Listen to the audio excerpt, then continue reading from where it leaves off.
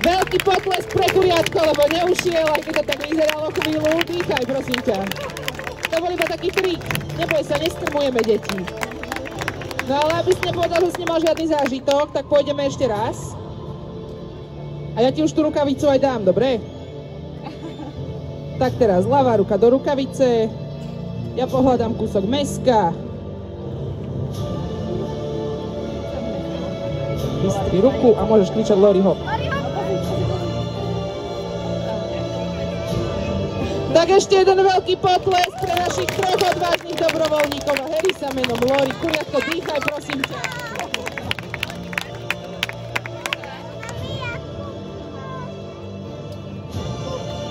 Ďakujem.